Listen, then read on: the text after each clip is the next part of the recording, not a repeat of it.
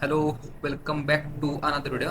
तर आपण लास्ट लेक्चरला बघितलेलं की ASP.NET कोर नक्की काय आहे. त्याच्या आपण 5 प्रकार बघितलेले की ASP.NET कोर काय, त्यानंतर MVC काय, त्यानंतर ब्लेझर काय, वेब API काय असतात, ब्लेझर पेजेस काय असतात, रेझर पेजेस काय असतात, राईट. आता या सेशनला आपण काय बघणार आहे की त्याचं फाईल स्ट्रक्चर, वेब API आपण फोल्डर क्रिएट करून किंवा एखादा आपण प्रोजेक्ट क्रिएट करून त्याचा फोल्डर स्ट्रक्चर कसं असं आणि प्रत्येक फोल्डरचा त्याचा लाईन बाय लाईन आपण कोड समजून घेणार आहे, जेणेकरून एकदा का तुम्हाला जर का कोड समजला तर त्याचा परत तुम्ही रियूज करू शकता. परत तुम्हाला त्याचा परत जाऊन पुढे जाऊन जरी इंटरप्रिटेशन असतील किंवा काही जर एक ना एक लाईन तुमच्या पाठ असणार आहे. आणि महत्त्वाचं तेच असतं की कोणतं पण ॲप्लिकेशन शिकताना ना एकदा का तुम्हाला फोल्डर स्ट्रक्चर कळालं की कशात काय लिहायचं असतं की तुम्हाला अवघड जात नाही. जर का चॅनलला नवीन असाल तर सबस्क्राईब करा आणि छानशी कमेंट करा. ओके. तर पहिलं तर आहे ना की 2022 विज्युअल स्टुडिओ ओपन करायचं की तुमच्याकडे 2026 असेल किंवा 19 असेल, कोणता जरी केला तरी चालतंय. परत इथं ओपन केल्यानंतर तुम्हाला इथं क्रिएट न्यू प्रोजेक्ट त्याच्यावरती क्लिक करायचं, राईट. आता क्रिएट न्यू प्रोजेक्ट केल्यानंतर इथं तुम्हाला काय सिलेक्ट करायचं की सी शार्प, त्यानंतर ऑल प्लॅटफॉर्म जरी सिलेक्ट केलं तरी चालतंय आणि इथं API सिलेक्ट करायचं. ओके. आता इथं जसं मी सांगितलं की सी शार्प, ऑल प्लॅटफॉर्म आणि API जर सिलेक्ट केलं तर इथं तुम्हाला का ASP.NET core web API, right, हे तुम्हाला सिलेक्ट करायचं आहे. इथं दोन ऑप्शन असतात की नेटिव्ह AOT. ओके. आता नेटिव्ह AOT काय असतं की अहेड ऑफ टाइम, हे तुम्हाला मी लास्ट लेक्चरला एखादं एक्स्ट्रा सेशन वगैरे घेऊन मी सांगेन की याचं काय यूज असतो.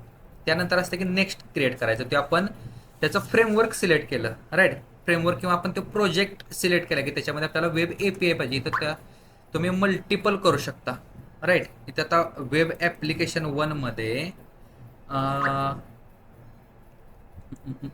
त्याचं प्रोजेक्टचं नाव आपण काय करू की एम्प्लॉई. ओके. EMPLOY. आता ह्याला डेमो वगैरे द्यायला आता आपल्याकडे बराबर ते दिसत नाही, कारण की आपण एक प्रोफेशनल वेने आपण API बनवतो किंवा आपल्याला प्रोफेशनल इंडस्ट्रीमध्ये जायचं आणि त्यासाठी तुम्हाला नेमिंग कन्व्हेन्शन चांगलं पाहिजे.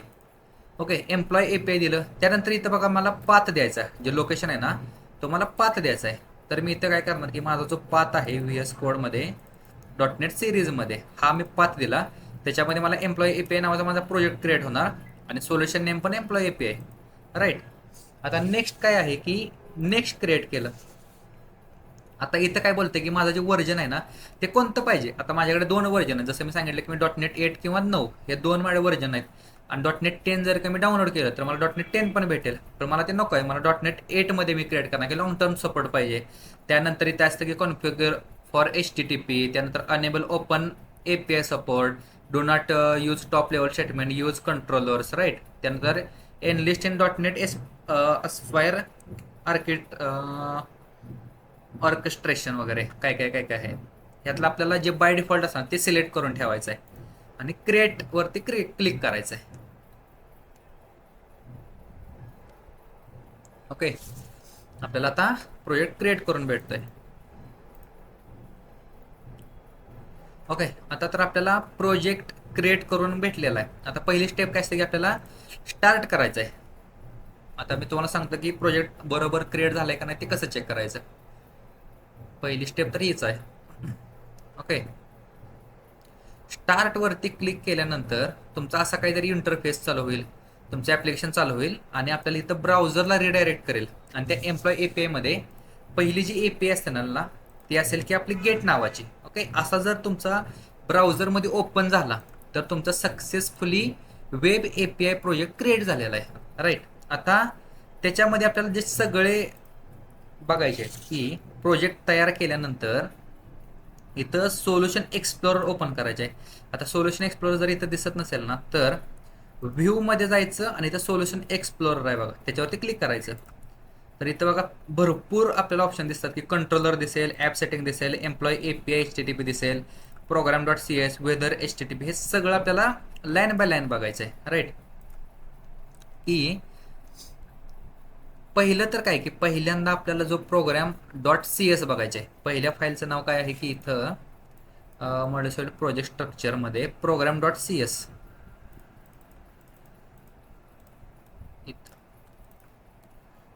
ओके.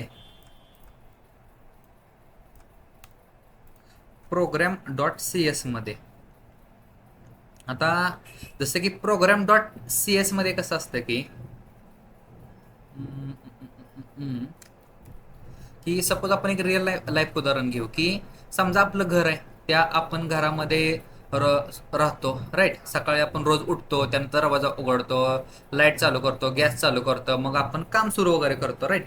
तशा टाईपमध्येच आहे ना हे प्रोजेक्टमध्ये ह्या कोणत्या कोणत्या फायली असणार, हे हे जे काम असतं ना ते कोण असतं की प्रोग्राम डॉट सी एसचं काम असतं की ऍप्लिकेशनमध्ये कोण कोण काय काम करणार हे सगळं कोण करतं की प्रोग्राम डॉट सी एस करतं. ओके. आणि जर का तुम्हाला इंटरव्ह्यू क्वेश्चन जर आला ना की डॉट नेट वेब एपीआयचं किंवा जर तुम्हाला एखादा वेब एपीआयचा कोर्सचा प्रोजेक्ट दिला एमव्हीसी वगैरे, तर त्याचं एंट्री पॉईंट फंक्शन कोणतं, जसं आपण सी किंवा सी प्लस प्लस लँग्वेजमध्ये मेन हे एंट्री पॉईंट फंक्शन असतं ना, तसं डॉट नेट वेब एपीआय मध्ये प्रोग्राम डॉट सी एस हे आपलं एंट्री पॉईंट फंक्शन असतं राईट. जर काय मी याच्यावरती डबल क्लिक केलं तर मला बघा काय काय काय काय असं भेटलं राईट.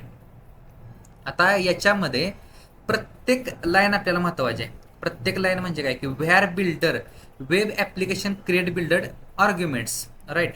आता हे जे ऍप्लिकेशन त्याचं आपण लाईन बाय लाईन उदाहरण घेऊ की पहिली लाईन काय आहे की builder is equal to web application create builder arguments right. आता जसं web application dot create builder म्हणजे काय की तसं थोडक्यात म्हणायचं झालं की बिल्डर म्हणजे जसं आपण एखादं बिल्डिंग बांधायचं असेल ना, तर आपल्याला बिल्डर लागतो, त्यामध्ये ब्रिक्स असतात, त्यामध्ये सिमेंट असेल, त्यामध्ये डोअर्स असतील, विंडो असेल वगैरे, हे सगळं काय झालं ह्या ज्या प्रत्येक गोष्ट आहे ना त्या बिल्डरमध्ये असतात, त्याच्यापासून आपल्याला घर बनतं. तसंच एएसपी डॉट नेटमध्ये आहे ना बिल्डरमध्ये काय काय असतं, तुमचं कंट्रोलर्स असतात, डेटाबेस असतो, जेडब्ल्यू टोकन्स असतात, स्वॅगर्स असतात, सर्व्हिस असतात, या सगळ्यांचं म्हणजे पूर्ण ऍप्लिकेशनचा जो मेन असतो ना ते आपल्या ह्या बिल्डरमध्ये असतं राईट. हा जो बिल्डरवरती जर मी हॉवर केलं तर तो वेब ऍप्लिकेशन बिल्डर आहे राईट. असं त्या बिल्डरमध्ये असतं. त्यामध्ये आता जसं काही इथं web application dot create builder, आता या लाईनचा अर्थ काय की ASP dot net core application तयार कर, ही जी मेथड आहे स्वतः मायक्रोसॉफ्टने लिहिल्या. Okay. Web application dot create builder ही जी लाईन आहे ना स्वतः मायक्रोसॉफ्टने लिहिली आणि त्याला एका व्हेरिएबलमध्ये आपण स्टोअर केलेला आहे राईट. आता व्हेरिएबलला स्टोअर केल्यानंतर जसं आपण ह्याच्या खाली जेवढे जेवढे पण आपण त्याच्यामध्ये सांगतो ना की जेवढे पण आपले कंट्रोलर्स आहेत ते किंवा सर्व्हिसेस मधले कंट्रोलर्स आहेत ना ते या बिल्डरमध्ये ऍड कर, किंवा सर्व्हिसेस मधले जे एंड पॉईंट एपीआय एक्सप्लोरर आहेत ते सगळे या बिल्डरमध्ये ऍड कर, किंवा स्वॅगर जो आपला आहे तो स्वॅगरमध्ये पण या बिल्डरमध्ये ऍड कर, किंवा हा जो बिल्डर आहे तो बिल्ड करायचं म्हणजे रन करायचं ते पण कुणी सांगितलं, ह्या मायक्रोसॉफ्ट फ्रेमवर्कनं सांगितलंय. या लाईनचा अर्थ काय की बिल्डर डॉट बिल्ड म्हणजे बिल्ड झालेलं जे ऍप्लिकेशन आहे ते या ॲपमध्येच ठेव. ओके. या व्हेरिएबलमध्ये ठेव. आणि जर का हे ॲप डॉट एन्व्हायरमेंट इज डेव्हलपमेंटमध्ये असेल तर तुम्ही स्वॅगर वापरायचं नाही. आता स्वॅगर काय की तुम्हाला मी सांगेन की स्वॅगर म्हणजे काय असतं राईट. हे सगळं त्याची लाईनमध्ये असतं. आता इथं काय की app dot use HTTP redirection, आता ह्या ज्या त्याच्या मेथड्स असतात. आता इथं काय मी सांगितलेलं की HTTP रिडायरेक्शन्स. आता HTTP रिडायरेक्शन म्हणजे काय की जसं युजरनं HTTP आणि HTTPS प्रोटोकॉल वापरायचा, हे दोन प्रोटोकॉल्स असतात माहिती राईट. जर का मी HTTP वापरला त्याला रिडायरेक्ट करून HTTPS सिक्युअर वरती न्यायचं काम कोण करतं तर यूज HTTP रिडायरेक्शन. जर का तुम्हाला अँग्युलर माहित असेल तर अँग्युलरमध्ये आहे ना बाय डिफॉल्ट HTTP प्रोटोकॉल वापरतात, आणि हा जो आपला डॉट नेट आहे ना तो सिक्युअर असल्यामुळे HTTPS वापरतो म्हणजे सिक्युअर वापरतो. तो प्रोटोकॉल रिडायरेक्ट करायचं काम आहे ना हे HTTP रिडायरेक्शन करतं. त्यानंतर काय असतं की यूज ऑथरायझेशन. ओके. आता ऑथरायझेशन म्हणजे काय की जसं एखादा ऍडमिन पॅनेल आहे, तो ऍडमिन पॅनेल कोणी उघडायचा तर ती जी कन्सेप्ट आहे ना की हा ऑथरायझेशन सांगतो, किंवा युजरला परमिशन आहे का नाही ते ऑथरायझेशन वगैरे सांगतो. ते आपल्याला इन फ्युचर वगैरे बघायचं आहे. की नेक्स्ट आहे की मॅप कंट्रोलर. आता ही जी लाईन आहे ना मॅप कंट्रोलर ही खूप इम्पॉर्टंट आहे. ओके. आता मॅप कंट्रोलर म्हणजे काय, कंट्रोलर जो आपला फोल्डर असतो ना कंट्रोलर फोल्डर, हा जो फोल्डर आहे राईट वेब फोरकास्ट कंट्रोलर, हा कंट्रोलर शोधण्याचं काम आहे ना हा मॅप कंट्रोलर काम करतं. किंवा आपण जे कंट्रोल जेवढे पण कंट्रोलर्स वापरतो ना, इथं बघा आपण ऍड पण केलेलं आहे की सर्व्हिसेस डॉट ऍड कंट्रोलर्स. आणि जे त्याच्यानुसार मॅपिंग केल्यानुसार जे आपण शोधण्याचं काम करतो ना, तर हा मॅप कंट्रोलर नावाची मेथड करते. आणि त्यानंतर ॲप डॉट रन, म्हणजे जे आपण हे सगळं जे प्रोसेस केली ना एखाद्या ॲप्लिकेशनमध्ये, आणि त्या लास्टला आपण काय केलं की ॲप डॉट रन, हे सगळ्या प्रोसेस रन करण्याचं काम कोण करतं की ॲप डॉट रन करतं. ओके, एकदा फ्लो समजून घ्या की जसं आपण प्रोग्राम सुरू केला त्यानंतर आपण बिल्डर चालू केला. ओके, हा जो बिल्डर आहे ना त्याला आपण तयार केलं, त्या बिल्डरमध्ये आपण कंट्रोलर्स ऍड केले. ओके, ह्या सर्व्हिसेसमध्ये कंट्रोलर्स ऍड केले, त्यानंतर आपण त्याला स्वॅगर ऍड केला. इथं आहे का स्वॅगर जनरेशन, तो आपण ऍड केला. स्वॅगर नंतर आपण ऍप्लिकेशन बिल्ड केलं. ओके, ऍप्लिकेशन बिल्ड केल्यानंतर आपण त्यामध्ये मिडलवेअर चालू झाला, त्यानंतर कंट्रोलर रजिस्टर झाला. कंट्रोलर रजिस्टर झाल्यानंतर ऍप्लिकेशन रन केलं, आणि ऍप्लिकेशन रन झाल्यानंतर ब्राउझरमध्ये सुरू झालं ना, त्यालाच बोललं झालं की आपला ऍप्लिकेशन रन झालं. हा सगळा आपला प्रोग्राम डॉट सी एसचा फ्लो आहे. ओके, आता जसं मी इथं रन करतो ना, किंवा आपण आतापर्यंत जे बघितले की कन्सोल डॉट रन किंवा डॉट नेट रन, जी कमांड त्याच्या मागं काय काय प्रोसेस होतात ना, ते या सगळ्या प्रोसेस रन होतात. राईट, की इथं मी रन केलं, रन केल्यानंतर ऍप्लिकेशन आता हे बिल्ड होण्याचं काम वगैरे, किंवा हे जे स्वॅगर, हा जो आता स्वॅगर काय आहे की स्वॅगर थोडक्यात टेस्टिंग डेव्हलपमेंटसाठी जे टेस्टिंग करण्याचं काम जे आहे ना ते स्वॅगर करतो. राईट, स्वॅगर म्हणजे काय की जेवढा पण आपण कोड लिहितो तो कोड टेस्ट करण्याचं काम ब्राउझरवरती, किंवा जे पोस्टमॅन, जर तुम्हाला ब्राउझर वापरायचं नसेल ना तर पोस्टमॅन वापरू शकता. पोस्टमॅन किंवा थर्ड पार्टी ऍप्लिकेशन तुम्ही वापरू शकता. राईट, आता हे ब्राउझरवरती रन करण्याचं काम कोण करतं की स्वॅगर करतं. आणि हे स्वॅगर कुठे इंजेक्ट केलाय, तर इथं आपण इंजेक्ट केलाय की जर डेव्हलपर मोडमध्ये असेल तर तू रन कर. राईट, असं आपण त्याला सांगितलं. आता नेक्स्ट जे मॉड्यूल आहे किंवा नेक्स्ट जी फाईल आहे ती आहे की प्रोग्राम डॉट सी एस नंतर आहे ना आपली ॲप सेटिंग डॉट जेसन येते. ओके, आता बाय डिफॉल्ट इथं आपली डेव्हलपमेंट डॉट जेसन आहे. आता ॲप सेटिंग डॉट जेसन काय की कॉन्फिगरेशन फाईल आहे. आता कॉन्फिगरेशन फाईल म्हणजे काय की जसं मोबाईलमध्ये जर आपण वायफायचं कॉन्फिगरेशन असेल, ब्लूटूथ कॉन्फिगरेशन असेल, किंवा ब्राईटनेस कॉन्फिगरेशन असेल, किंवा वॉलपेपर कॉन्फिगरेशन असेल, राईट, तर ते सगळं जे स्टोअर करण्याचं काम असतं ना ते सगळं आपलं ॲप सेटिंग डॉट जेसन काम करतं. जसं की मायक्रोसॉफ्टनं आता ही फाईल का दिली की जसं ॲप सेटिंग जेसनमध्ये आपण डेटाबेसचं कॉन्फिगरेशन स्टोअर करू शकतो. जसं की सर्व्हर इज इक्वल टू त्या सर्व्हरचं नेम असेल, डेटाबेस इज इक्वल टू कोणता डेटाबेस वापरायचा, त्यानंतर युजर आय डी असेल त्याचा युजर आय डी किंवा पासवर्ड, जर तो सिक्युअर किंवा आपल्याला जर पासवर्ड ऑथेंटिकेशन जर वापरायचं असेल तर त्यासाठी आपण वापरू शकतो.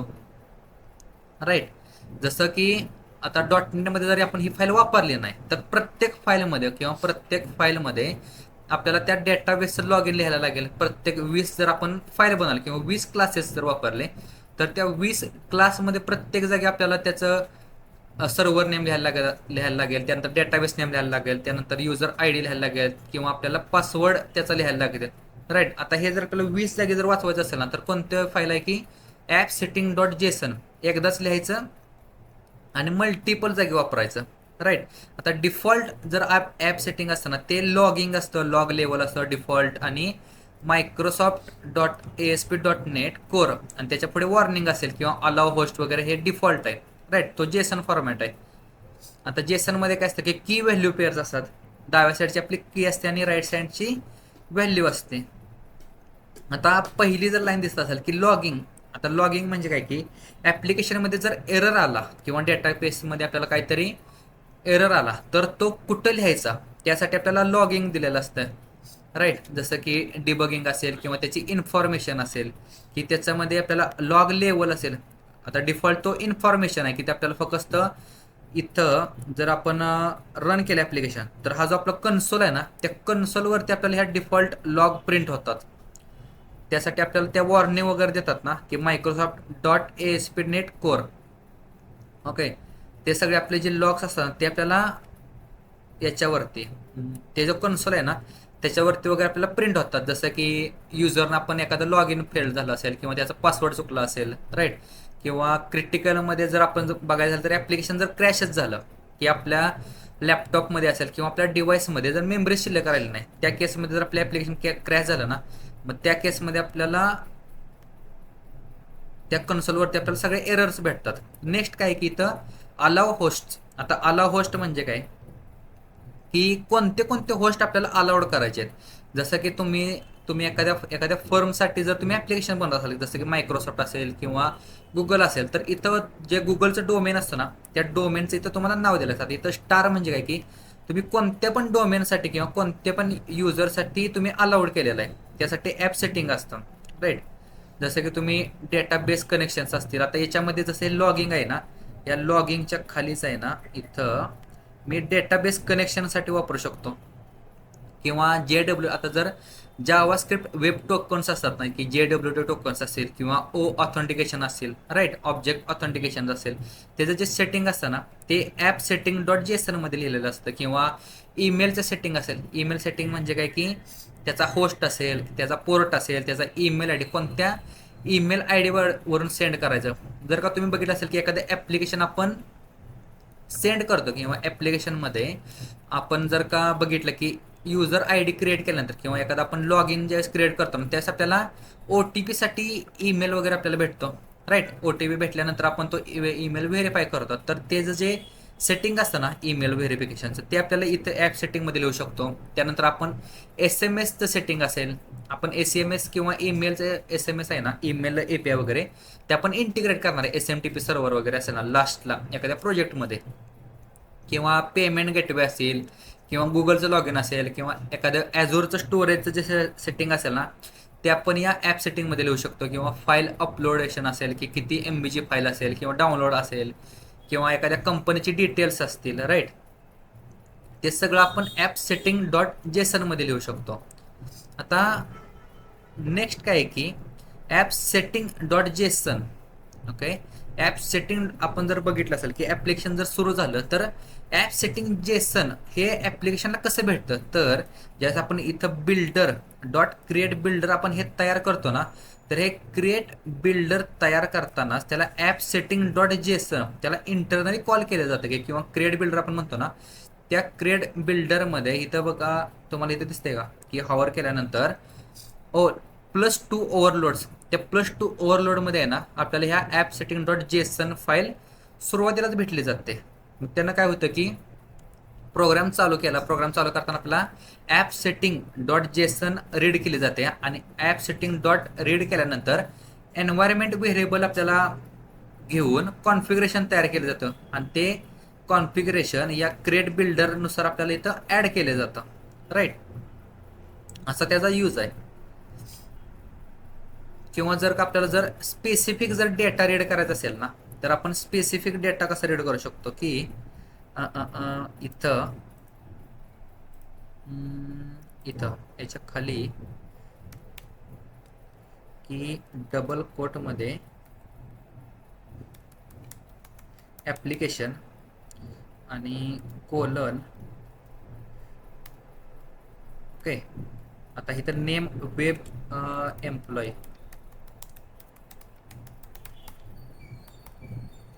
आणि आता हे जर मला वापरायचं असेल, ओके, इथंच मी वापरतो की स्ट्रिंग कोलन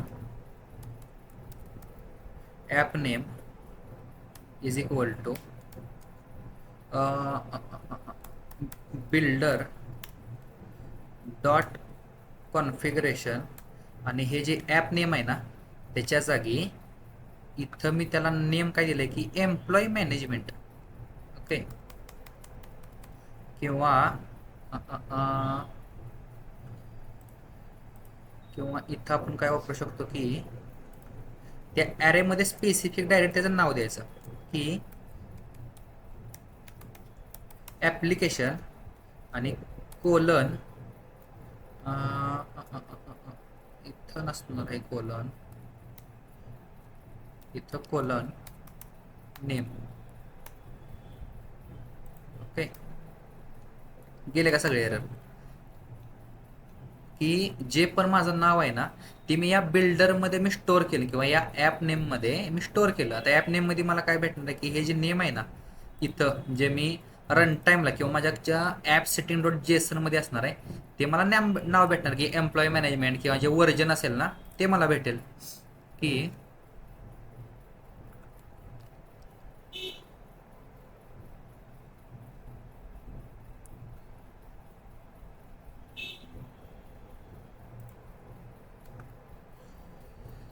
ओके, अशा टाईपमध्ये मी करू शकतो.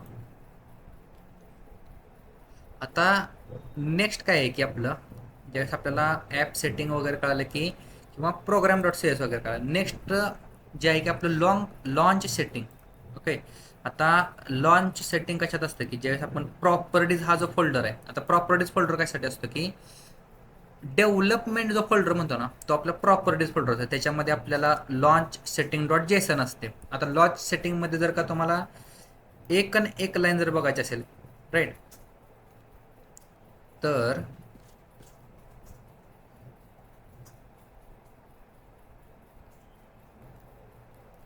की इथं बघा की टॉपला स्कीमा लिहिलेला आहे, राईट. आता स्कीमा म्हणजे काय की जसं कोणती फाईल आपली रन करायची, लॉन्च सेटिंग डॉट जेसन किंवा जेसन स्कीमा वगैरे आपण म्हणतो ना, आता या फाईलमध्ये आपण बेसिक स्ट्रक्चर आपण कोणतं चेंज करत नाही, राईट.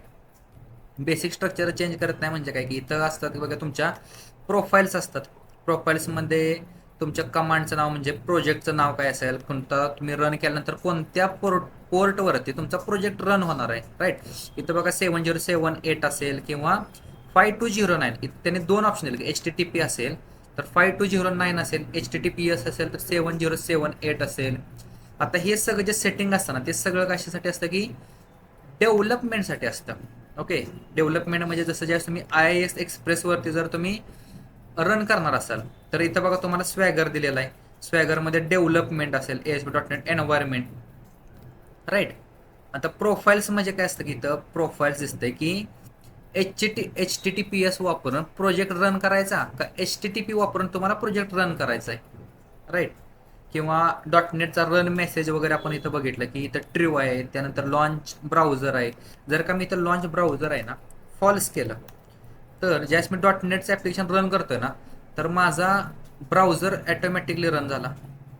ओके,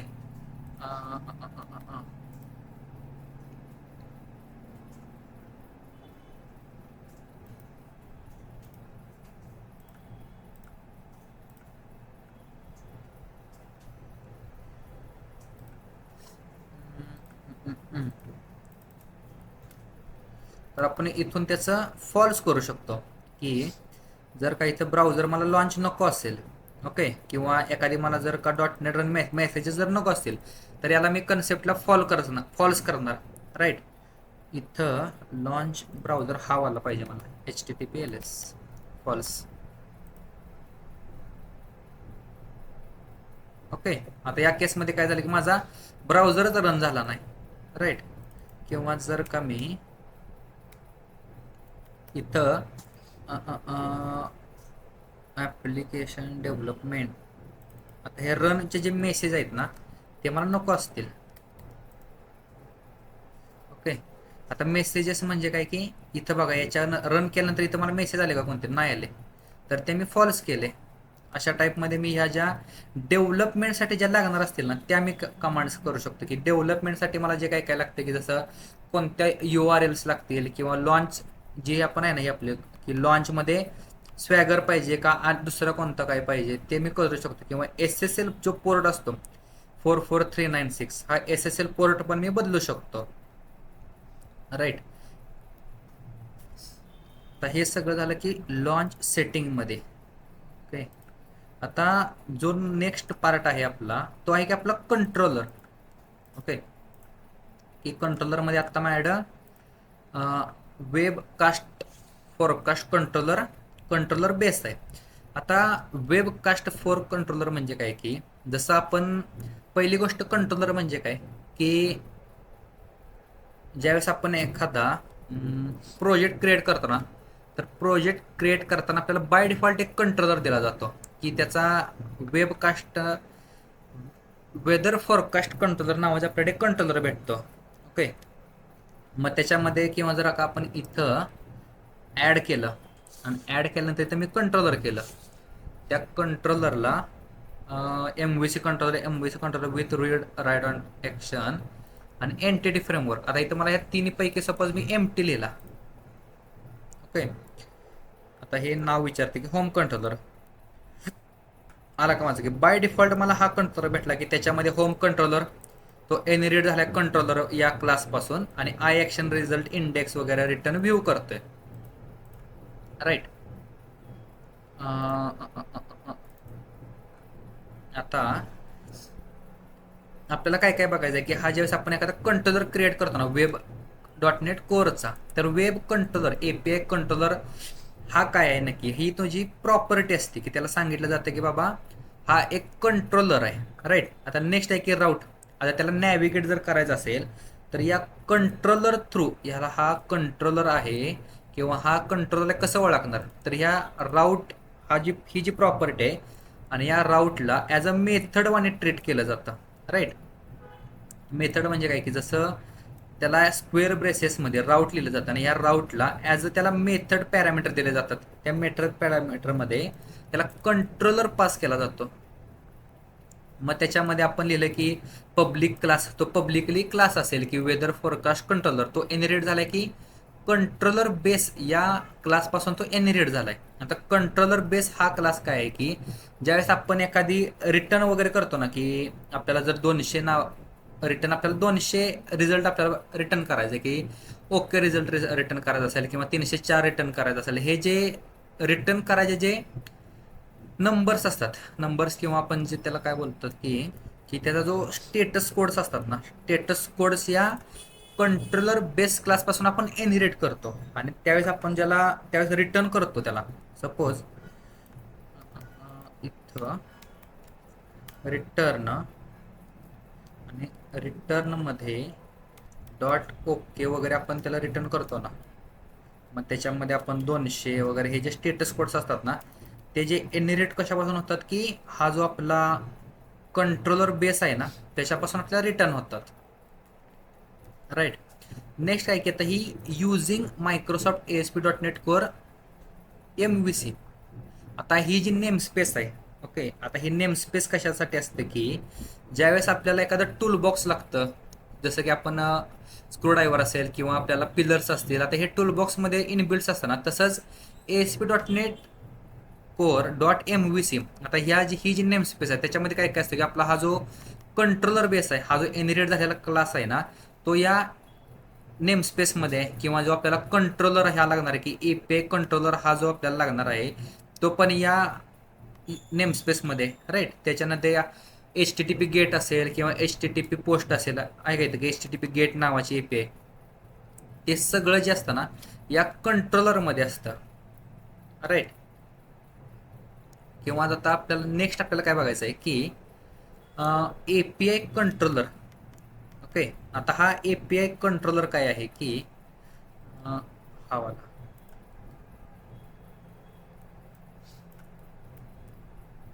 की हा जो एपीआय कंट्रोलर आहे तो एक ॲट्रिब्यूट आहे.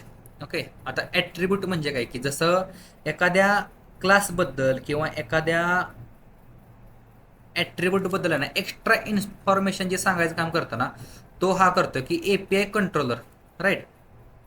आता एपीआय कंट्रोलर कॉल कोण करतं, महत्त्वाची गोष्ट की मॅप कंट्रोलर. जसं आपण प्रोग्राम डॉट सी एसमध्ये app dot map controller dot C S आपण बघितलं ना, ते तिथून जो कॉल येतो तो हा एपीआय कंट्रोलरमध्ये येतो.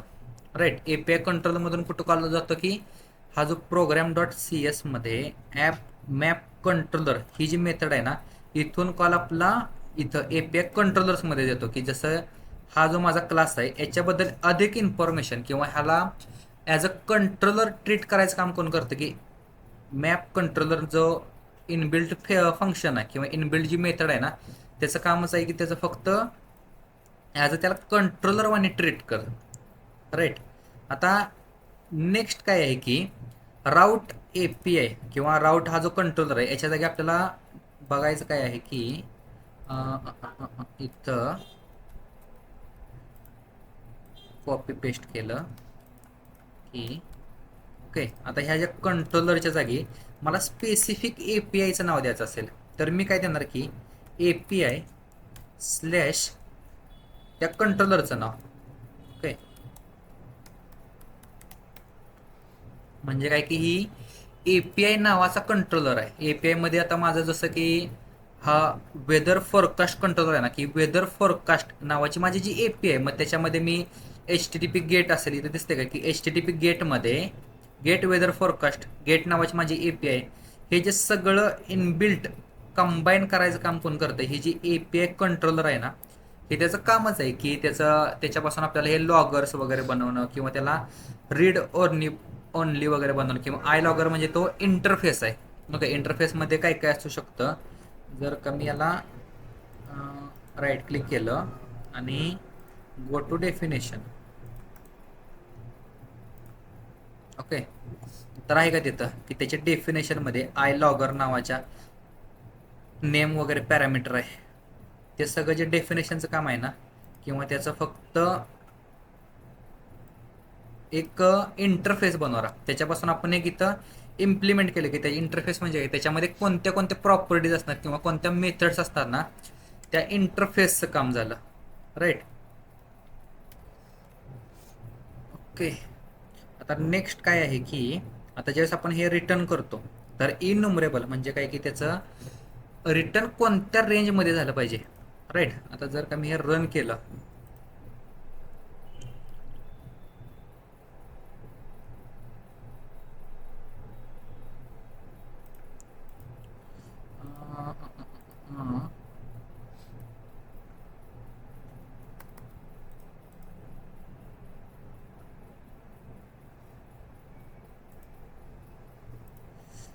ओके, होम कंट्रोलरमध्ये इथं काहीतरी चेंज केलेलं आहे.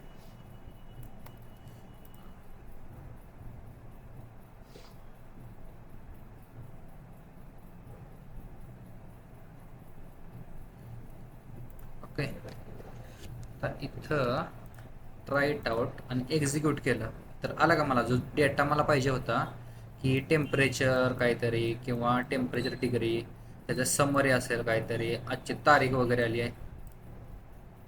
राईट, की 6/8, 7/8, 4/8, 5/8. आता ह्याचं जे लॉजिक आहे ना, ते लॉजिक कुठे दिलं की इथं लॉजिक दिलंय की रँडम डॉट शेअर्ड, म्हणजे काय की रिटर्न करताना इननुमरेबल डॉट रेंज.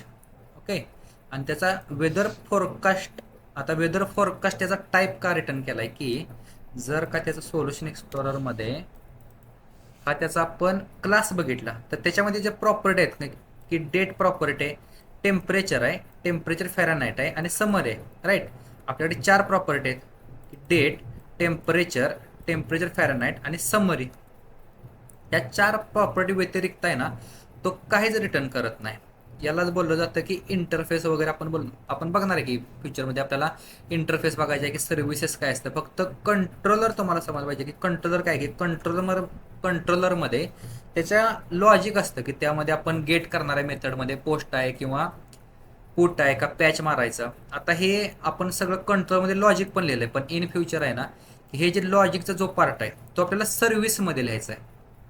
राईट, की त्याला काय रिटर्न करायचे आहे किंवा हा कंट्रोलरमध्ये आपला कॉल आल्यानंतर तो कंट्रोलर आपल्याला सर्व्हिसमध्ये तिथून कॉल जाणार आणि सर्व्हिसमधून जे आपल्याला डेटाबेस कनेक्शन असेल किंवा डेटाबेसमध्ये आपल्याला जे रिटर्न करायचे, काय काय रिटर्न करायचं, ते सगळं आपण इथून रिटर्न करणार आहे. राईट.